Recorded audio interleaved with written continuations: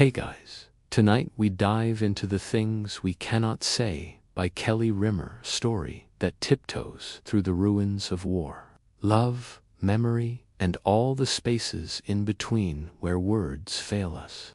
You can almost hear the hum of an old refrigerator as you stand in your kitchen, late at night, scrolling for something calming before bed. And then there it is, a weathered diary, its spine creased, the cover blotched with time. You open it, and the scent of dust and lavender rises like a ghost. Inside, a name you don't recognize and a language you don't speak. You probably won't survive this emotionally intact, but don't worry, that's half the point. So, before you get comfortable, take a moment to like the video and subscribe, but only if you genuinely enjoy what I do here. And tell me in the comments where you're listening from and what time it is right now. Now, dim the lights, maybe turn on a fan for that soft background hum, and let's ease into tonight's journey together. You start in the present, feet sunk into carpet, phone balanced on your knee. The rain outside presses its cool palms against the window as you trace the first words written decades ago. A grandmother's secret voice murmurs through time. It's 2019, and in the quiet sprawl of modern life school lunches, endless errands, the hypnotic scroll of your screen, one small discovery has cracked open a portal to another world. You picture the woman who wrote this diary, Alina, a Polish farm girl with a sunburned nose and hands calloused from gathering wheat. Her world is about to end, though she doesn't know it yet. You can almost feel her presence through the pages, like a pulse beneath the paper. It's a peculiar intimacy, reading someone else's pain while your dishwasher hums in the background. And then there's Alice, the granddaughter, balancing the impossible demands of motherhood, a child on the autism spectrum, and a marriage frayed by routine. Her voice trembles between exhaustion and devotion.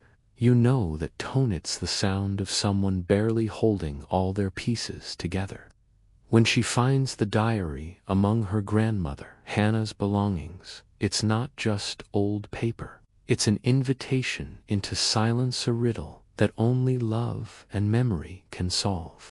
Historians still argue whether the small rural communities of pre-war Poland truly grasped what was coming, or if denial was its own defense.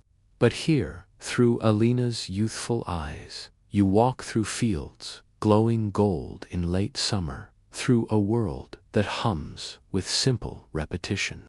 Chickens cluck, the well creaks, a church bell tolls over and over. It's almost boring until you realize how precious that boredom was. The story in your hands isn't neat. It's smudged, half-translated, missing pages. Hannah, the grandmother, was a woman of few words, literally so. After a stroke, steals her speech. That detail might feel fictional, but it mirrors a real neurological phenomenon called aphasia, where trauma or stroke disconnects language from thought. She understands everything, but cannot say what she knows. And that, you think, is the perfect metaphor for an entire generation silenced by survival. You close your eyes for a second, and the line between now and then fades. You can smell the earth after rain, hear a cartwheel squeaking on a dirt road, feel the static of approaching war in the air. The diary isn't just an object anymore, it's a doorway you've already stepped through. Alina's handwriting is careful, like she's afraid each word might disappear if she presses too hard. She writes about Tomasz, the boy who has her heart and plans to be a doctor.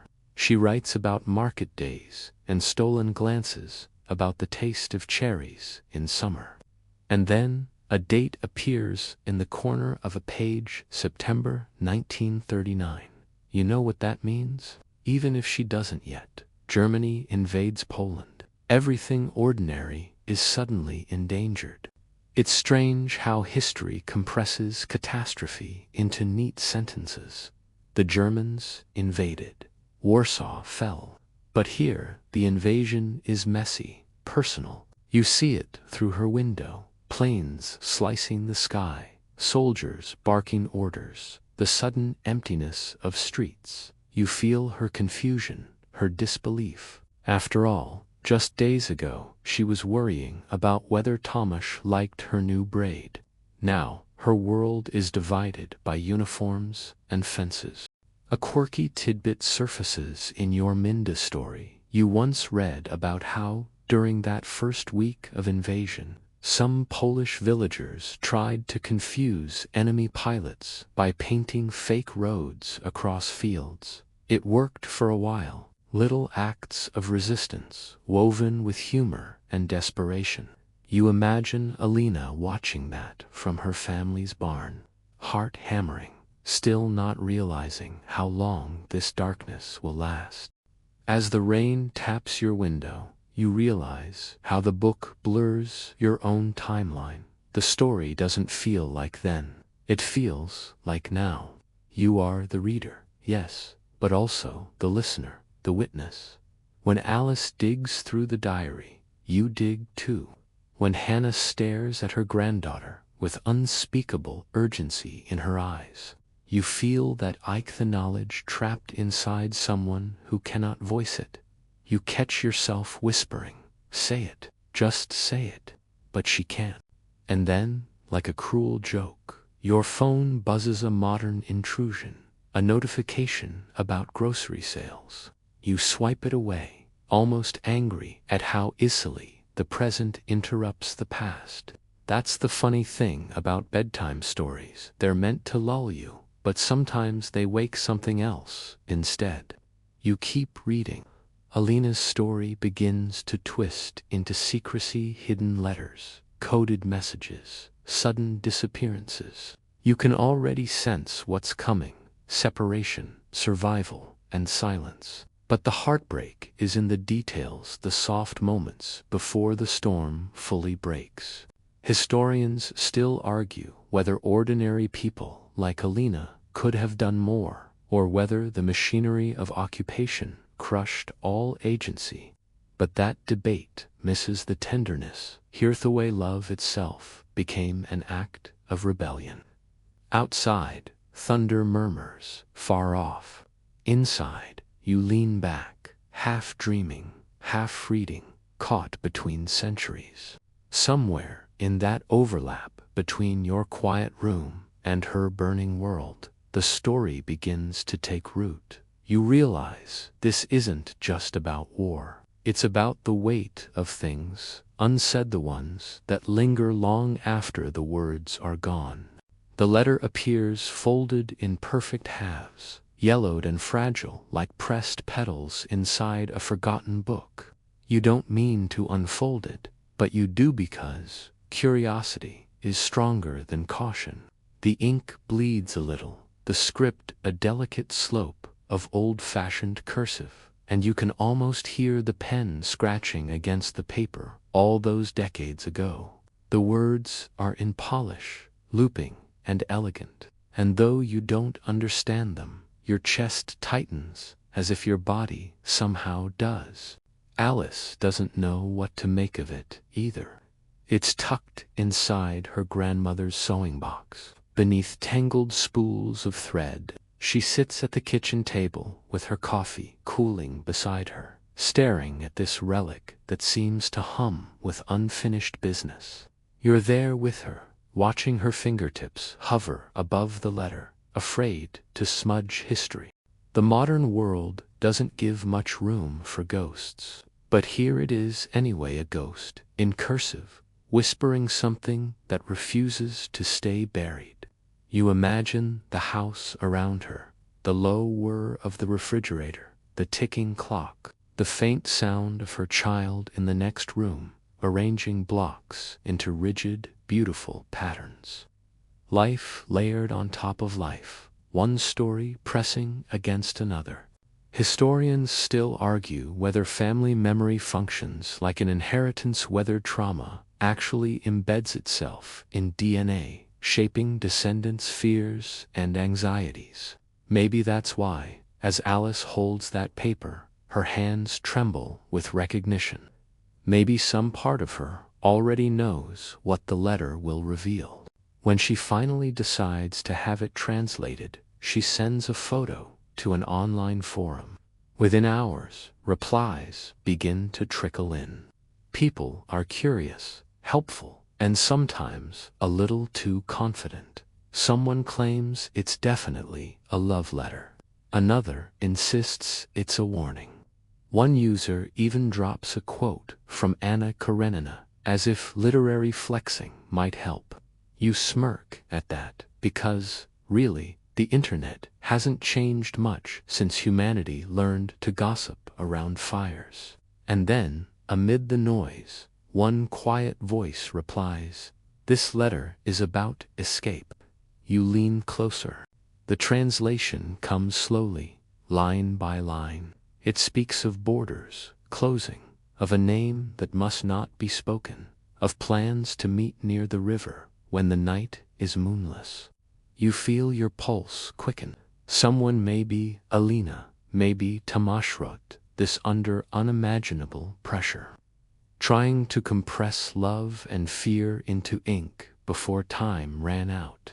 You think about how fragile communication was back then. One letter could save a life or end one. During World War II, paper and handwriting were almost sacred. They carried everything people could not risk saying aloud. A quirky historical tidbit: some lovers wrote secret messages in lemon juice, invisible until heated by candlelight. You picture that now, someone hunched over a scrap of paper, whispering promises into nothing, the light flickering as the words slowly appear. Alice feels the same shiver you do. The more she learns, the more she realizes her grandmother's silence wasn't simple forgetfulness. It was architecture pain built into walls of secrecy. Hannah's stroke didn't create the silence. It merely revealed how long it had been there. You trail behind Alice as she visits her grandmother at the care facility. The air smells faintly of antiseptic and peppermint lotion. Hannah sits by the window, her gray hair haloed by the afternoon sun. Her eyes track the movement of clouds. But when Alice places the letter in her lap, her hands freeze mid-air. There's something heartbreaking about watching emotion ripple across a face that can't articulate it. You want to whisper to her, "It's okay. You don't have to speak. We're listening." But of course, you can't. You're only an observer, just like Alice, caught between empathy and helplessness. For a moment, Hannah's finger points toward the folded letter, then to her heart, then to Alice's. A triangle of meaning, connection, inheritance, or warning. You're not sure. But it's clear that whatever is written there was never meant to vanish. Outside the window, a robin hops across the grass. You find yourself fixating on it, because that's what humans do when emotions threaten to overflow. We find small, ordinary things to anchor us. Alice does the same. She notices the pattern of dust on the glass, the soft hum of the fluorescent lights, the slow ticking of her grandmother's pulse beneath parchment-thin skin. Historians still argue whether the act of remembering is an ethical duty or an emotional burden. Maybe it's both. Maybe the point of stories like this isn't to make sense of history, but to feel its shape pressing through time.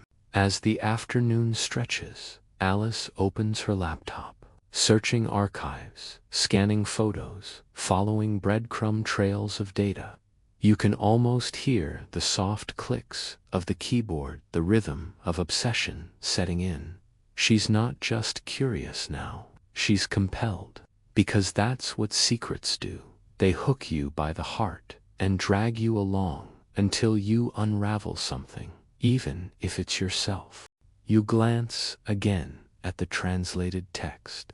The letter mentions a river near Brazo, a location you've never heard of, but can picture anyway. The water sluggish, thick with reeds, the air heavy with late summer insects. Somewhere there, two lovers were supposed to meet, but maybe never did. Maybe one was taken, maybe one waited. Historians still argue whether small rural resistance groups ever managed successful escapes through that region. Some say yes, others dismiss it as myth. But you don't care about the statistics. You care about the handwriting. The way the T loops back like a nervous breath. The way the writer underlined one phrase twice. Do not forget. Alice prints the translation, tucks it in her journal, and sits quietly.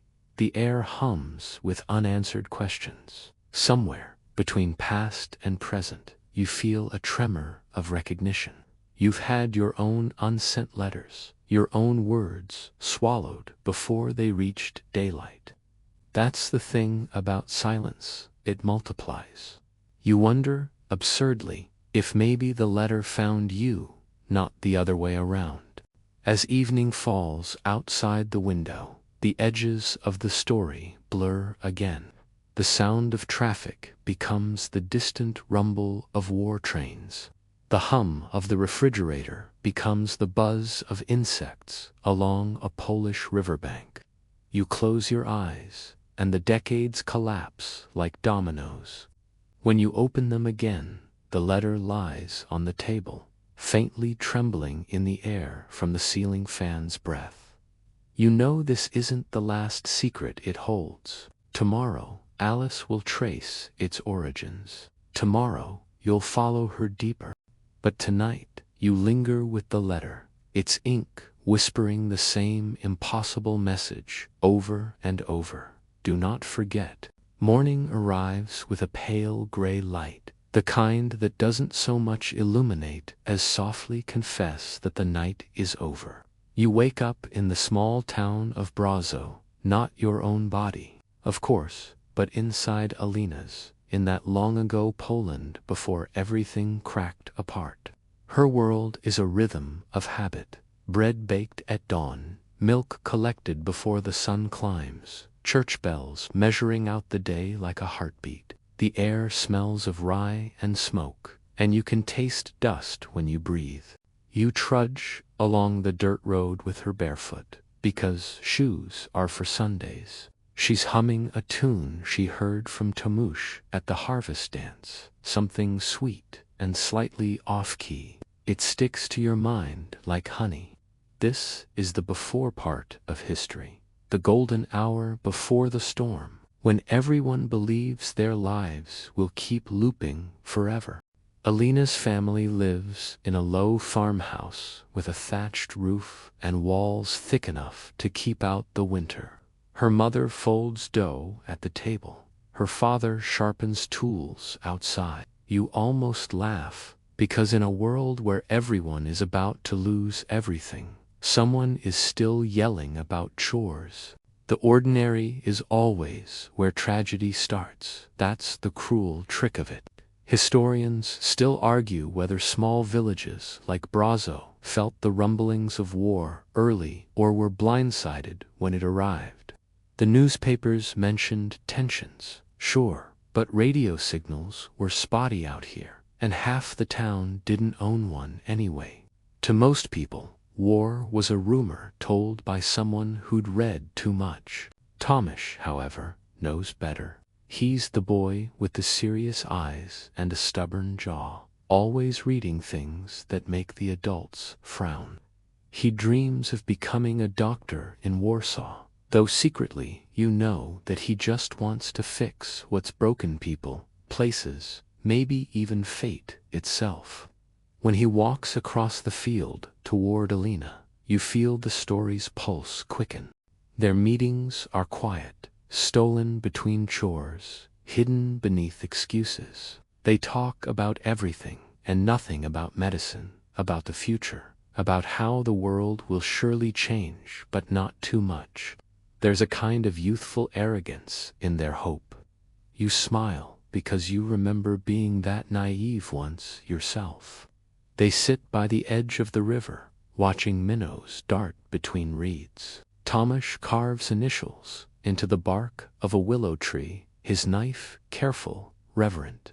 If we get separated, he tells her, this will be our place. It sounds romantic until you realize it's a premonition. You glance toward the horizon, where the sky is clear, but the air already hums with unease. Soldiers march somewhere beyond the woods. No one has seen them yet, but people talk. A traveling merchant passed through last week and said there were checkpoints now, patrols along the main road. But of course, it won't. Here's a quirky historical tidbit that never fails to surprise. Before the invasion, Polish farmers sometimes predicted the weather and sometimes political tension by the behavior of storks. If they left early, it was a bad omen. In the summer of 1939, the storks left weeks before they usually did. Superstition or instinct, who knows? Either way, Alina notices their absence. The sky feels emptier without them. At the Sunday market, the mood has shifted. People still trade cheese and honey, but voices are hushed. A radio sits on a wooden crate near the church steps, and a cluster of men listens intently to the scratchy broadcast. You lean in with them, trying to catch the fragments, something about mobilization, about German troops on the move. No one wants to say the word war, as if avoiding it could keep it from happening. Alina buys candles and salt for her mother, though she keeps glancing at the road, half expecting Tomasz to appear. He's late, which isn't like him. You can feel her unease as she fidgets with the hem of her apron. I have to go to Warsaw, he tells her quietly. They need volunteers. You feel the words land like stones in the air. There's a small silence, then the sound of a church bell cutting through the market noise. Alina blinks, trying to process what he means. That's when you understand. No one knows how long anything will last anymore. Historians still argue whether young Polish men volunteering at the outbreak of the war were brave or simply naive. But in that moment, Tomasz isn't thinking about politics. He's thinking about keeping her safe. He takes her hand, presses something small into her Pama silver pendant in the shape of a cross. Keep this, he says. If you hear the sirens, go to the cellar. They part at the edge of the field, where the air smells of hay and impending rain. Tomasz walks away without looking back, because looking back is harder than leaving. Alina watches him shrink to a speck on the road until the world swallows him. You turn with her toward home, but the path feels different now. Every sound is sharper, the wind too loud, the crows too many. The normal world is still here, but it's already ghosted by what's coming. Her mother says grace. Her father keeps glancing at the door. When lightning flickers outside, it feels like the sky itself is rehearsing for the explosions to come. And just as you're about to drift from her world back into your own, a peculiar, almost humorous thought pops up, at least in all this chaos. Someone remembered to cover the bread dough. Survival, it turns out, often begins with the simplest acts of routine. You let that image settle, the covered bowl rising quietly in the dark. The promise of another morning, because soon there won't be many mornings left like this. By the time dawn breaks again, the sound of planes has become a kind of morning chorus, low, metallic, relentless. You wake with Alina, her heart thudding in rhythm with the engines above. The air smells of smoke, though nothing nearby is burning yet. You step into your shoes before you even realize you've moved habit and fear intertwining. Brazo is no longer a sleepy patchwork of farms and fields. It's a crossroads now, a rumor's resting place. Strangers drift through the village families with carts piled high, soldiers shouting names, children clutching bread like treasure. No one knows where the front lines actually are. Every direction feels both safe and dangerous. Alina's father nails boards across the windows, muttering that it's only temporary, that things will settle down. You and Alina both know he doesn't believe that. He keeps looking toward the road, as if Tamush might suddenly appear, carrying calm with him. You help her mother fill sacks with flour, dried beans, and the last good potatoes. Just in case, she says, though her voice trembles, we'll hide them under the floor. The smell of earth fills the room when you lift the planksa scent that oddly enough comforts you. There's something grounding about dirt when the sky can no longer be trusted. Historians still argue whether the Polish civilian population had any realistic chance to prepare for what came next. Mobilization orders went out too late. Rumors outpaced facts. But standing here, knees pressed into cold soil, you understand preparation was mostly emotional anyway. Learning to accept that life would divide itself into before and after. Alina walks to the edge of town later that day, where the forest begins. Her friend Zofia meets her there, a girl with sharp eyes and a mouth that rarely stops talking. They say the borders are closed, Zofia whispers. No one can get out without papers. You glance down the dirt path, snaking westward, now patrolled by men in unfamiliar uniforms. Papers suddenly means survival.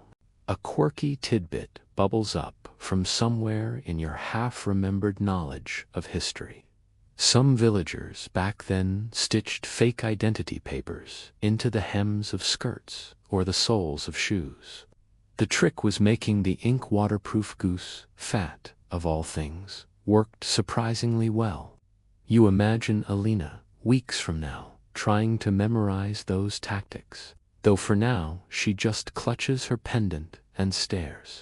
That evening, a man on horseback gallops through the village, shouting something none of you quite catch. His words are shredded by wind and panic, but one thing is clear. The army is retreating. Warsaw is burning, someone whispers. You can feel the collective inhale of a town realizing that no one is coming to save them.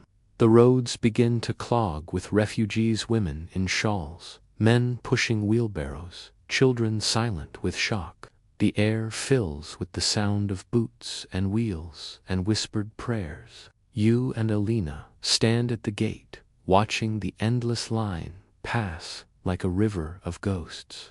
Her father debates leaving, but her mother refuses.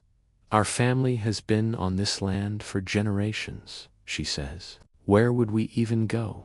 It's such a simple, human argument, and yet you already know how dangerous that loyalty will become. Historians still argue whether staying put or fleeing offered better odds. Records show that those who ran early often died on the roads, but those who stayed faced occupation. There were no good choices, only luck disguised as strategy. Night falls heavy, lit by distant flashes. The ground trembles once, twice, like the earth itself is nervous. You and Alina huddle near the window. For the first time, she admits to herself that Tomasz might not come back. You feel it too, that dull, heavy grief for someone who might still be alive but unreachable. When the soldiers finally arrive, it's quieter than you expected. No cinematic charge, no drums, just the grind of engines and the cold precision of boots on gravel. Orders barked in German, doors slammed, shutters pulled tight. The occupation doesn't announce itself. It seeps in. The next morning, the village looks almost the same for the flags. Red, white, and black banners hang from the church and the school. A language that isn't hers fills the air. You feel a strange vertigo, watching familiar streets become foreign overnight. You follow Alina to the well. The soldiers are there too, laughing, smoking, their rifles slung casual across their shoulders. She keeps her eyes down, her body small. One of them calls out, says something you can't translate but understand anyway. She doesn't respond. You both walk faster, the water sloshing wildly in the bucket. The fear doesn't scream, it whispers.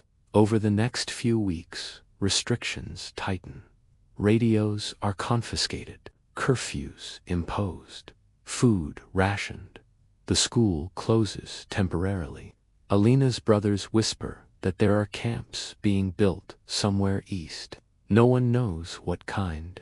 She still visits the willow tree sometimes, half hoping Tomish will appear like a figure from a dream. Once, she finds a scrap of paper wedged into the bark, smudged, torn, barely legible. It's his handwriting, just one line, "Keep going west."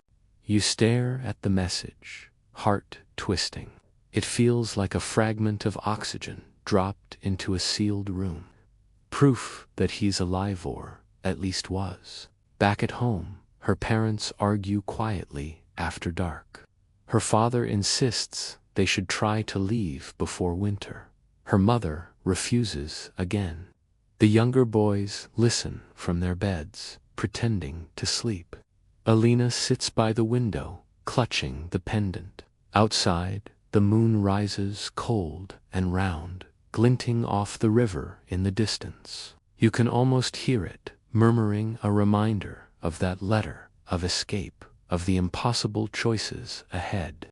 A thought crosses your mind, something oddly modern. How fragile freedom always is. It doesn't vanish in one dramatic moment. It erodes through small compromises. One curfew, one surrender, one silence. And through it all, the rhythm of life persists. Someone still bakes bread. Someone still hums a lullaby. Someone still dares to hope. You take a slow breath, feeling that dual heartbeat again, the one pounding in 1939 and the one echoing now, wherever you are. Two lives connected by the fragile thread of a story, stretching across time like a bridge you can barely see. The world is closing in, borders shrinking, safety dissolving. And yet, Alina doesn't give up, not yet. You shouldn't either. By the time snow dusts the ground, names have become dangerous. You wake up one morning with Alina's breath clouding the air, the room dim and cold because candles are rationed now. Outside, everything looks deceptively calm, just white fields and smoke curling from a few chimneys, but there's a quiet dread under it all, like a heartbeat too soft to hear unless you're listening for it. The soldiers have started asking for lists of residents, of food stores, of associations. The word lists sounds harmless, but it isn't. Every name written down becomes a risk. You watch Alina's father sign his on a roster tacked to the church wall, his hand shaking. "If we refuse," he whispers, "they'll think we're hiding something." You don't point out that everyone is hiding something. Now hope, fear, faith, even words. It's in these weeks that false names start to sprout like weeds. A neighbor named Jan disappears and comes back as Jacob. A woman everyone knew as Marta now answers to Maria. Identity turns fluid, practical. You and Alina learn to speak softly, to look down, to measure every syllable before letting it escape. Historians still argue whether the Polish underground resistance was more effective because of its secrecy or despite it. Either way, the networks form quickly slippery webs of couriers, printers, and smugglers. Alina hears whispers about people forging documents for Jewish families trying to flee west, about farmers trading safe passage for silence. It's impossible to know who's telling the truth and who's baiting a trap. Then, one freezing morning, Zofia bursts into the house with a crumpled envelope. From Tomasz, she gasps. You can feel Alina's pulse quicken as she tears it open. The handwriting is unmistakable. He's alive. He's somewhere near Krakow, working with the resistance. The letter is short and coded, but one line shines through clearly. Help those who are hunted. It's not a request, it's a calling. That night, Alina can't sleep. She lies awake, tracing the cracks in the ceiling with her eyes. You can feel the question vibrating inside her. How do you help when you can barely keep yourself safe? By dawn, she has an answer. You follow her into the woods where the frost crunches underfoot. Hidden among the trees is a small dugout shelter, something her father built years ago for storing potatoes in winter. They clean it out, line it with straw, make space for 2 people, maybe 3. It's not much, but it's something. The act itself feels revolutionary. A quirky historical tidbit flashes through your mind. In some villages, people disguised their hiding places by building false pigsties over them. The smell kept soldiers away. You picture Alina sketching that idea in her head, then smirking at the absurd genius of it. Necessity, after all, is the mother of strange inventions. Over the next few weeks, strangers begin arriving at night. A mother with a child, too quiet for his age. An old man who can't stop shaking. A teenage boy clutching a book of psalms. Alina brings them food and keeps her visits secret even from her brothers. Each person she shelters leaves behind a small Trason-embroidered handkerchief, a silver button, a word of thanks whispered in Yiddish or German. Historians still argue whether rural Poles who hid Jewish families were driven by faith, guilt, or sheer human decency. But watching Alina, you sense it's simpler. She couldn't not help. Her compassion is instinctive, reckless, and maybe her only rebellion left. There's risk in every step. Patrols increase. Soldiers begin checking barns, counting livestock, asking questions with eyes that linger too long. The village priest is taken one morning for questioning and doesn't return. You feel your throat tighten when Alina's father tells her to stop helping strangers. We have our own to protect, he says. She nods but doesn't promise. The nights stretch longer. Snow becomes a permanent guest. Food runs low. One evening, while carrying bread to the shelter, Alina slips on ice and nearly drops everything. You catch your breath, half expecting the sound to draw attention. But the woods stay silent, except for the whisper of branches shifting overhead. She laughs softly, the sound half crazed from exhaustion.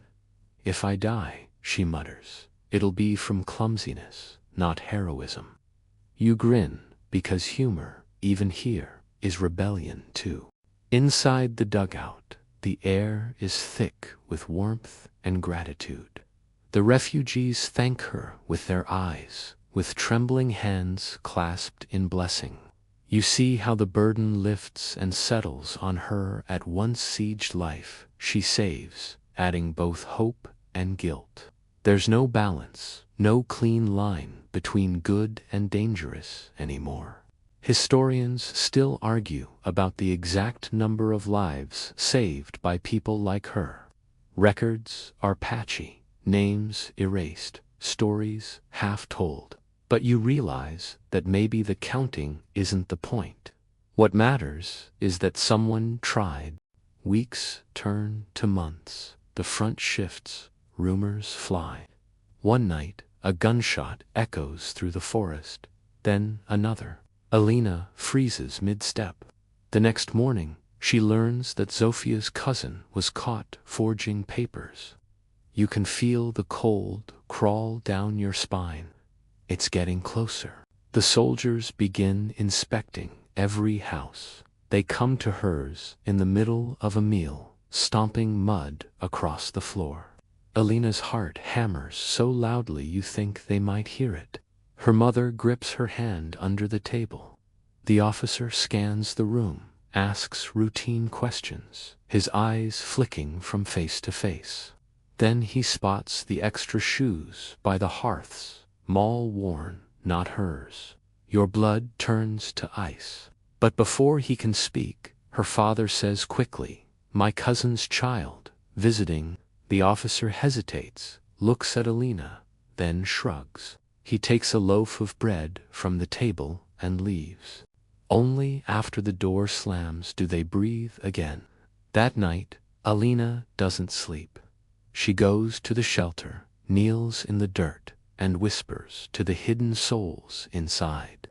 "We'll keep going," she promises, "no matter what happens." You can feel her resolve harden, tempered like iron by fear and love. Outside, snow begins to fall again, soft and soundless. You look up through the trees, and for a fleeting moment, it's almost beautiful, tiny, perfect flakes drifting through a world on fire. You realize something profound in that quiet. Even when names are stolen, kindness still remembers who you are. Winter deepens until it feels like the world has stopped breathing. The air is so cold it burns, and every sound seems to echo for miles. You wake beside Alina again, her hands cracked from hauling wood, her body thin but unbroken. The small shelter in the woods is still hidden, its secret guests, now part of the landscape of her nights. She moves through days like someone playing two lives at once, the visible one of obedience and routine, and the invisible one stitched with courage and fear. Then, one evening, she hears music. It's faint, drifting from the square where soldiers are billeted, a violin worn, uneven, but achingly beautiful. You lean toward the sound, surprised. It doesn't belong here, not among the curfews and ration lines. But beauty, like defiance, has a way of sneaking in through cracks. Alina follows the melody until she sees the musician, a young soldier, alone near the well, playing with eyes closed. When he finishes, he notices her watching. For a heartbeat, no one moves. Then he nods an awkward human gesture, neither threat nor greeting, just acknowledgement. You feel her confusion, hatred, and gratitude colliding in her chest. She says nothing, of course, but later that week, she leaves a piece of bread on the well's edge. A day later, there's a handful of dried berries in its place. It's the smallest exchange imaginable, but it shifts something fundamental. Historians still argue whether compassion across enemy lines was betrayal or bravery. You realize how flimsy those labels sound when you're actually there, cold, starving, terrified, and still human enough to care. The next few months become a rhythm of contradictions. Alina risks her life nightly to help those hiding in the forest, but she also accepts tiny, wordless kindnesses from someone in uniform. Each act blurs the edges of right and wrong a little more. One evening, she overhears the officer reprimanding the violinist. His name is Dieter, for talking to locals. She hears the crack of a slap, sees the boy's cheek redden. The officer's laughter follows like smoke. It's a sound that will haunt her long after the war. Later that night, Dieter stumbles into her yard, bleeding from a cut near his temple. "Please," he whispers in broken Polish, "water." You and Alina freeze, caught between instinct and logic. Helping him means danger, but letting him bleed feels unbearable. She hesitates for a single second, then nods. In the barn, under flickering lamplight, she cleans the wound. The air between them hums with caution and something fragile, recognition, maybe, or shared exhaustion. He stares at her hands, then says softly, "I don't believe in this war." The words hang there like contraband. You realize the strange truth. Sometimes mercy finds you from the wrong side of a rifle. A quirky historical tidbit comes to mind: how some German soldiers in occupied Poland secretly passed food to starving villagers, only to be executed by their own commanders if caught. Acts of humanity written out of official records. Maybe Dieter will become one of those erased footnotes. For a few days, he helps her, quietly turning a blind eye to her night trips into the woods, slipping her extra rations from the barracks kitchen. It's reckless, maybe suicidal, but compassion has its own gravity. Then, one morning, everything unravels. The officer discovers the violin missing. He storms through the village like a thundercloud, shouting orders. Alina watches from behind her shutter as soldiers kick in doors, searching. Dieter is dragged into the square, his hands tied. The officer accuses him of treason, of collaborating with civilians. The villagers watch, silent. You feel Alina's fingers dig into her palms as the officer lifts his pistol. The shot cracks the morning in half. The sound hangs in the cold air, impossibly loud, impossibly final. That night, Alina returns to the well. The violin lies broken nearby, its strings snapped like veins. She kneels beside it, her breath visible in the moonlight. For a long time, she doesn't move. Then she gathers the pieces and buries them in the snow, whispering something you can't quite hear. Historians still argue whether it's possible to remain innocent in times like these. Watching her, you understand that innocence isn't the absence of guilt, it's the refusal to stop caring, even when it costs everything. The weeks that follow are quieter. The soldiers patrol less, maybe sensing that the village has already surrendered to obedience. But Alina hasn't. She moves through her chores with a calm that borders on eerie. You can tell she's changed, her softness sharpened into something fierce. One night, she returns from the forest with a small bundle, a new child, barely breathing, found beside a road. The mother is gone, maybe taken, maybe hiding. Alina brings the baby home, insisting it's her cousin's. Her parents don't argue, they just nod, the lie becoming truth by necessity. You hold your breath as she rocks the infant beside the fire. The child's cries are thin, ghost-like, but somehow they fill the room with life. "You'll be safe here," she whispers. "We'll call you Tadeusz." The name means heart. You watch her feed the baby, exhaustion pooling in her eyes, and something in you unclenches. Amid the ruin, she's still creating something new, something kind. And just when you start to believe this fragile balance might hold, the sound returns. Engines, boots, shouts, another raid. They're searching for deserters this time. Alina hides the child in the cellar, her hands trembling but steady. The soldiers search every room, every closet. One pauses by the fireplace, staring at the small bundle of blankets, still warm from where she'd just held the baby. He looks at her, she looks back, then he turns away. The door slams behind them, and she collapses, sobbing silently into her hands. You feel the tension drain from your own body, the relief laced with disbelief. Survival, it seems, is built entirely on moments like this, arbitrary, merciful, undeserved. Later, when she finally sleeps, you sit beside her in the dark. The snow outside glows faintly, the world momentarily at peace. You think of Dieter's violin buried beneath that same snow, and how even broken music lingers. In the stillness, one thought settles deep in your mind. Compassion is contagious. Even in war, it finds new hosts. Spring stirs again, shy and tentative, as if afraid to return. You wake in Alina's world to the sound of dripping eaves, snow melting in slow surrender. The trees wear mist instead of frost now, and the air tastes faintly of thawed earth and sap.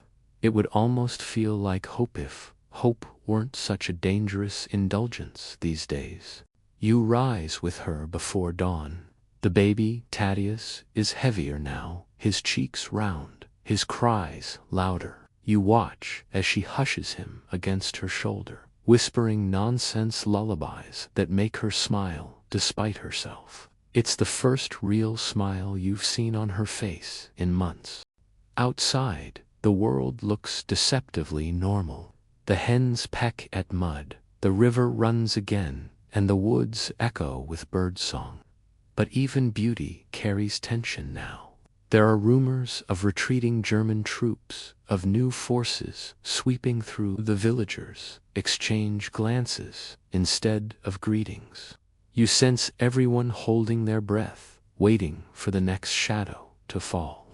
One afternoon, Alina ventures into town to trade eggs for cloth. The market feels hollow, fewer stalls, fewer people, too many eyes watching. A woman whispers that the front is collapsing, that the Russians are pushing west. It'll be over soon, she says, but her tone makes it sound like a threat. Historians still argue whether liberation and invasion are simply two sides of the same coin. Standing in that tense market, you understand why freedom isn't always gentle when it arrives. As she walks home, Alina meets an unfamiliar figure on the road, a young woman, no older than herself, wearing a tattered Red Cross armband. She's gaunt, sunburned, and trembling, clutching a worn satchel. "Please," the stranger says in Polish touched with a foreign accent, "I'm looking for a safe place to rest." You feel Alina's hesitation, the instinct to guard her secret life, but kindness wins again. She leads the girl back to the farm, slipping her through the barn door under cover of dusk. The woman's name is Annetta. She's a nurse from Krakow who escaped a transport convoy. Her stories come in fragments: field hospitals, rivers running red. You and Alina listen in stunned silence. "I've seen the world end twice," Annetta says quietly. "It's greedy, it always wants an encore." A strange friendship blooms between them. At night, after feeding Thaddeus, they whisper by the hearth, trading scraps of their lives before the war. Alina tells her about Tomasz, the boy with the willow tree and the dreams of medicine. Annetta listens, nodding slowly. "Maybe he's still out there," she says, "though you both know it's unlikely." Here's your quirky tidbit. During the late years of the war, Polish villagers used coded embroidery patterns to send messages between resistance members. Hidden within flowers and borders were symbols: meeting times, safe houses, secret routes. You can imagine Alina stitching one of those cloths, her needle trembling slightly as she sews danger into beauty. Days turn into weeks. The war's sounds draw closer: the distant thunder of artillery, the sharp cracks of rifles carried on the wind. At night, you can see faint glows on the horizon, the kind of light no sunrise should make. The women in the village begin burying their valuables, their family photographs, their faith. Then one night, as Alina rocks the baby to sleep, she hears it, the rumble of engines. Not German this time, the Russians have arrived. At first, the villagers cheer. Liberation, they think. The nightmare is over. You almost want to believe it too. But freedom, when it comes through the barrel of a gun, rarely feels like rescue. The soldiers pour into the village, red stars gleaming on their caps. They shout in Russian, hand out bread, demand vodka. Alina watches warily from her doorway. The men seem half-starved, half-drunk, and entirely unpredictable. Annetta warns her in a whisper, "Keep your head down. These aren't saviors, they're survivors." The days that follow are a blur of confusion. The old occupiers retreat, the new ones claim victory, and the people in between try not to draw attention. The Soviets set up command in the church, replacing prayers with orders. The bell is silent now, replaced by the constant rumble of trucks. Historians still argue whether Poland was freed or merely swapped masters that spring. Watching Alina's careful movements, her small attempts at normalcy, you suspect the answer depends on where you were standing. One afternoon, she returns to the woods to check on the refugees who still hide there. The snow is gone, replaced by mud that clings to her shoes like memory. She finds only ashes where the shelters once stood. Scattered spoons, torn blankets, footprints leading nowhere. You can feel her grief, heavy and wordless. The forest had been her secret ally, her confessional, her battleground. Now it's just quiet. Even the birds seem reluctant to sing. As she kneels by the charred remains, she notices something glinting beneath the Suta, small silver pendant, tarnished but unmistakable, the cross Tomish had given her. Her breath catches. She never told anyone where she lost it. It takes you a moment to realize what it means. He was here. Maybe not recently, maybe not alive, but he passed through these woods at some point. Hope flares up inside her like fire through dry leaves. She clutches the cross, presses it to her lips. "If you're out there," she whispers, "I'll find you." The wind stirs, carrying the faintest echo of music. A violin, distant and ghostly. You can't tell if it's real or if memory itself has decided to serenade her. By the time she returns home, the Russians have commandeered another house nearby. Soldiers shout, a dog barks, a door slams. She keeps her head down, clutching the baby close. There's no safety yet, but something has shifted inside her. The fear is still there. Yes, but it has a twin now, a fierce, defiant hope. That night, while Annetta sleeps, Alina sits by the window with a candle. The flame trembles in the draft, but she doesn't shield it. Let it flicker, she thinks. Let it be seen. Outside, spring rain begins to fall, tapping gently on the glass. The world is scarred, uncertain, but alive. And for the first time in a long time, you sense Alina believes she might survive this. The rain doesn't stop for days. It blurs the edges of everything, houses, fences, memories. When you open your eyes again, you're still inside Alina's world, but it's changed. The war is technically over, though no one knows what that word means anymore. People move like ghosts, performing the rituals of living without any conviction that life itself still exists. The Soviets control everything now. Posters line the streets with slogans about reconstruction and brotherhood. You can hear the irony humming beneath every word.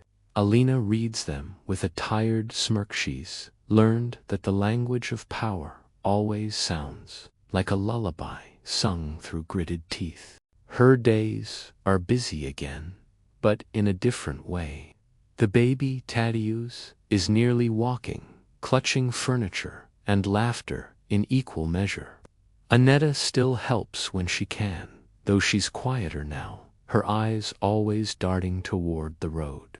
One morning, she confides that she plans to leave to head west, maybe cross the border. There are whispers, she says, about camps opening to survivors. Maybe someone I knew is still alive. Historians still argue whether post-war Poland was a land of healing or a graveyard that refused to stay quiet. Watching Alina and Aneta say goodbye, you know the answer is both. When Aneta departs, the house feels emptier, but Alina doesn't cry. She's out of tears. She just watches the road until the figure disappears into mist, then turns back to her chores. Resilience has become her default setting. A few weeks later, news arrives. The Red Cross is gathering records of displaced persons, lists, photographs, names. Maybe Tomash's is among them.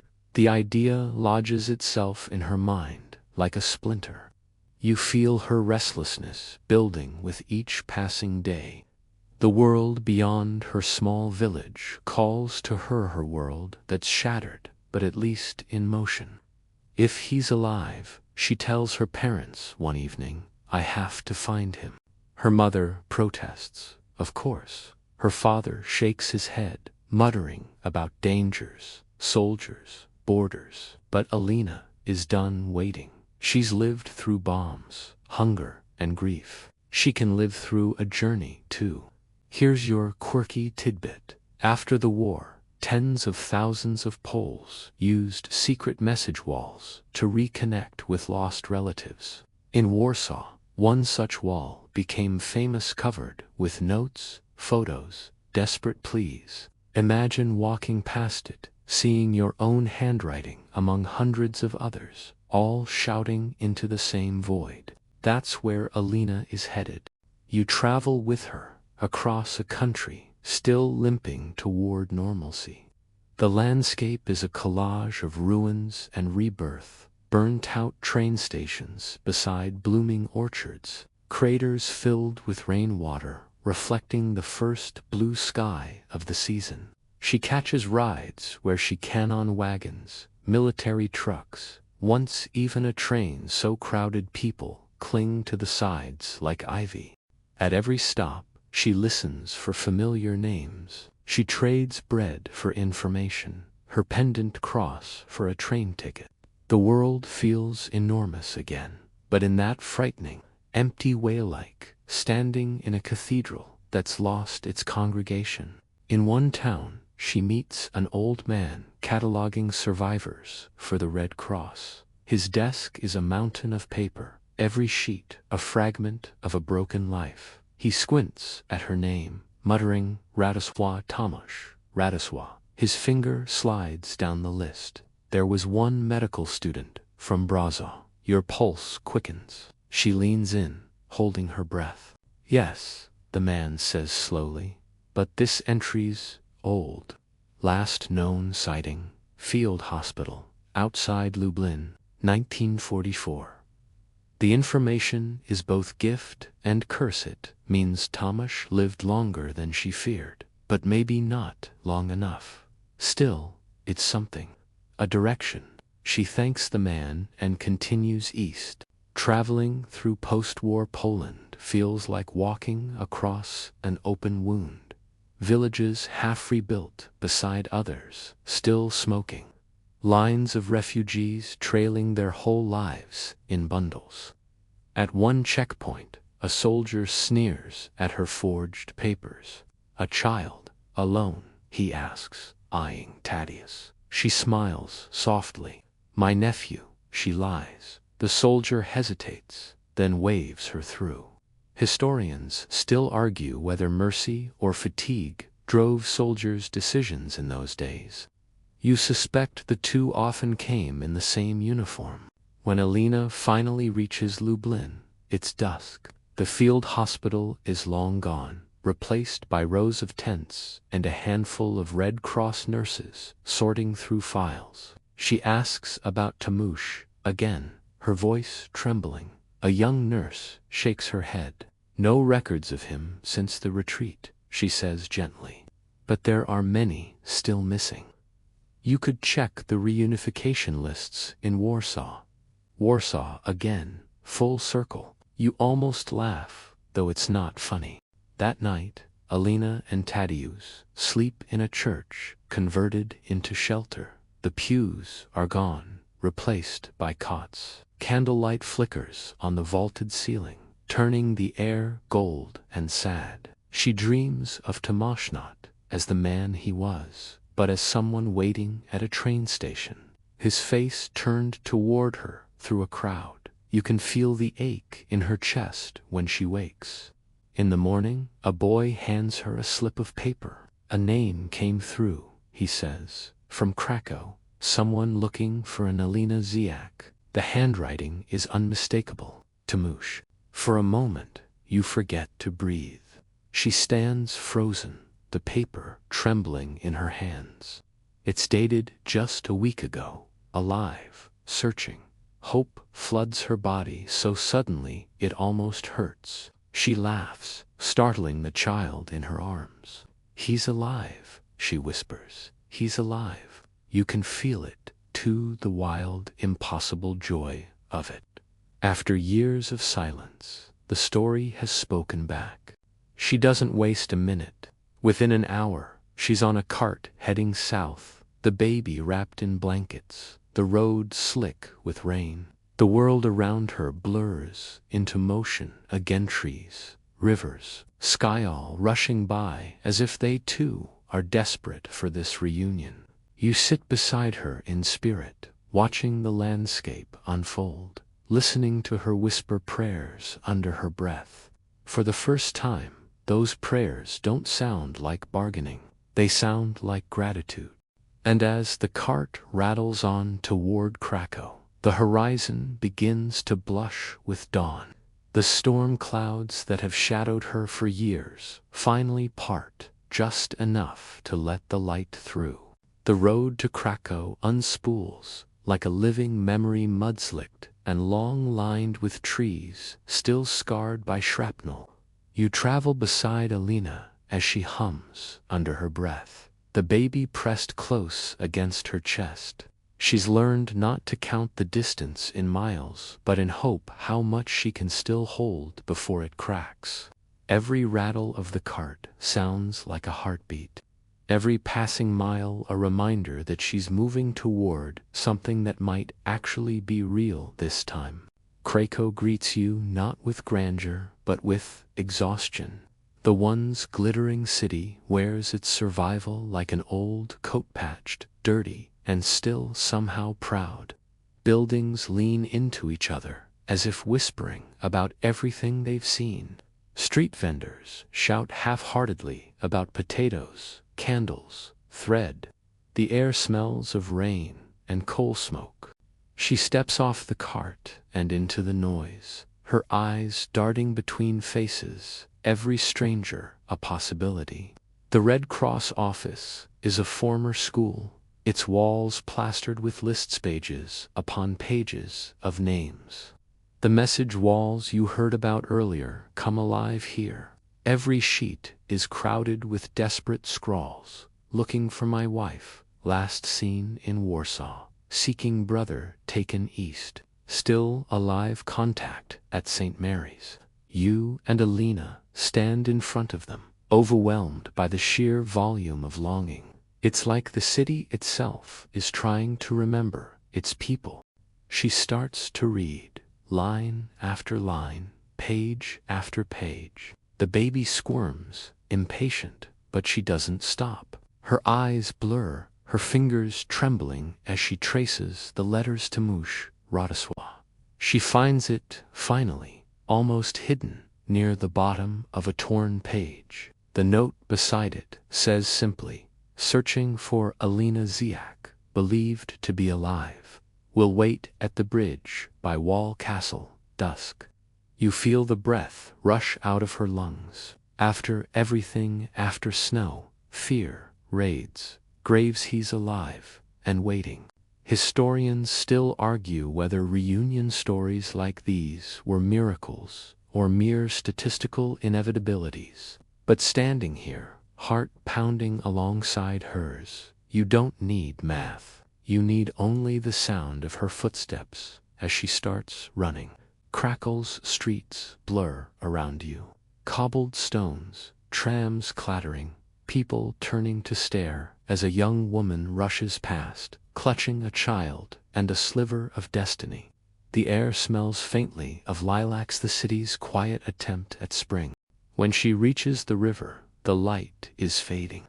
The water glows bronze beneath the sinking sun, and the castle looms above, serene and ancient, as if nothing in the world has changed. She stops on the bridge, chest heaving.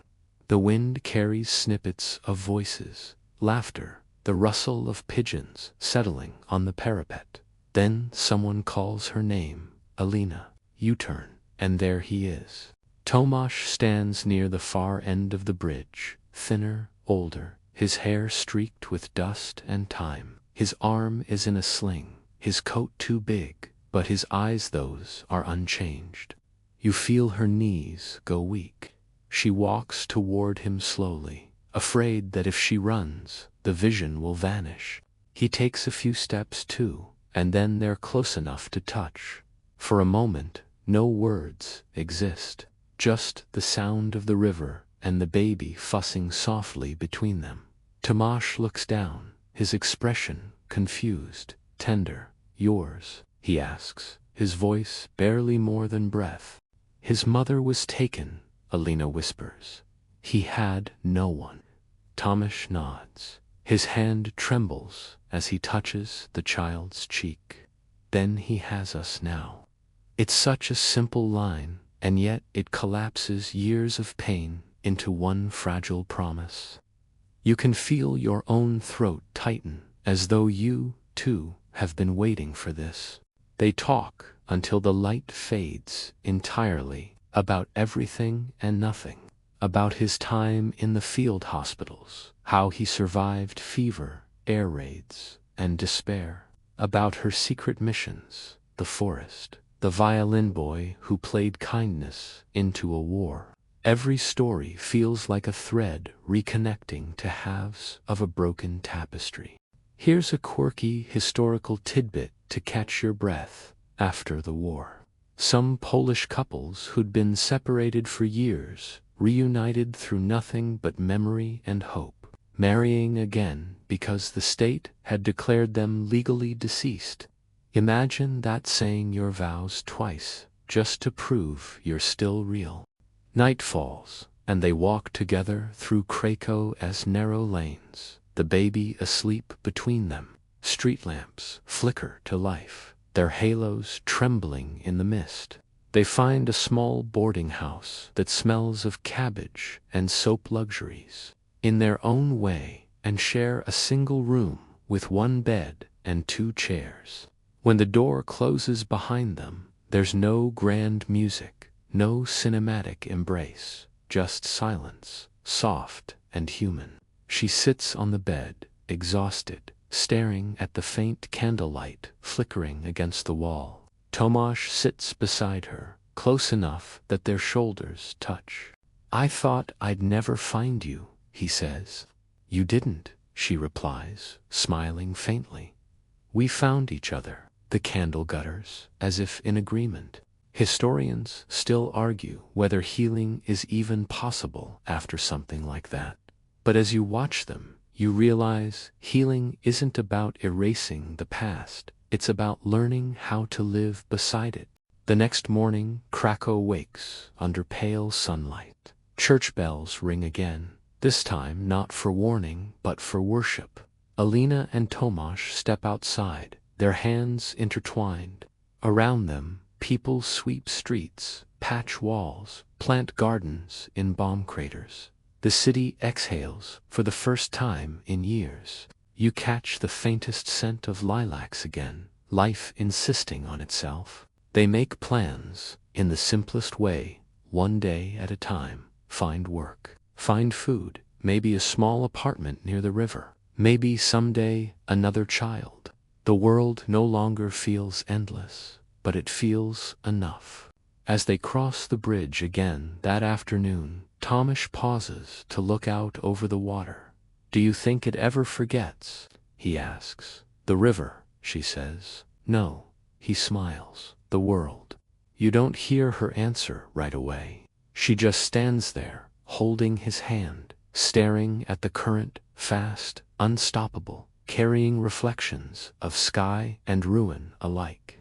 Then she whispers, "It doesn't forget, but it forgives." For a long while, they just watch the water move beneath them, their silence stronger than any history book could ever hope to be. And for the first time in what feels like centuries, you, yes, you, the listener, feel your chest loosen too. Because you've been carrying their story this whole time, and suddenly, it's light enough to let go. The months that follow drift by in a gentler rhythm. You wake now to sunlight instead of sirens, the smell of bread instead of smoke. Alina and Tomasz have found a small apartment near the edge of Krakow, one room, uneven floors, and a window that frames the Vistula River like a moving painting. It's not much, but it's theirs. The city rebuilds itself in hesitant bursts. Streetcars run again, their bells sounding like laughter from another lifetime. Markets reopen, filled with turnips, candles, and cautious optimism. People speak more softly now, as if afraid to wake the ghosts still hiding in the ruins.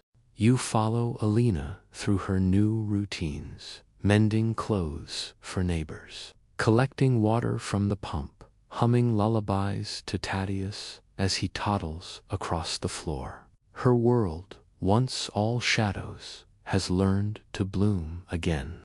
There's still sorrow in the corners. Of course it never really leaves, but it no longer rules her. Sometimes Tomasz comes home late, his hands smelling faintly of antiseptic and ink.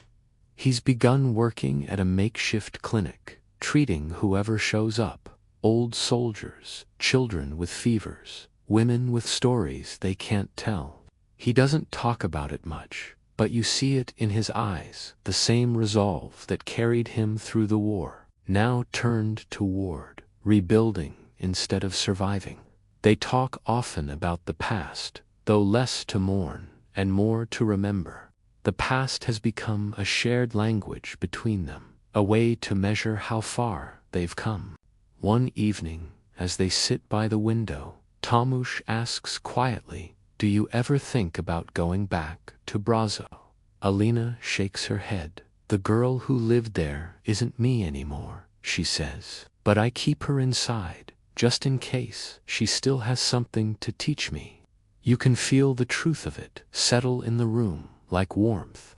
The past doesn't disappear, it transforms into something you can carry without breaking.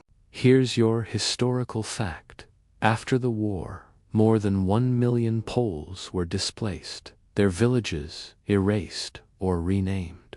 Entire childhoods became dots on forgotten maps. Yet somehow, those people, like Alina and Tomasz, found ways to start again. And here's your quirky tidbit to lighten the air. In early post-war Poland, people used discarded shell casings as plant pots. Imagine flowers blooming from metal once meant for destruction. It's such a strange, beautiful defiance, life refusing to take orders. Historians still argue whether humanity truly learns from tragedy or just survives it long enough to forget. Watching Alina and Tomasz, you sense it's neither. They don't forget, and they don't pretend the scars are gone. They simply build something good on top of the ruins. Weeks turn to months, and seasons change. The river outside their window no longer looks like an omen, it looks like a promise. Some evenings, they walk with Thaddeus along the embankment, tossing pebbles into the water.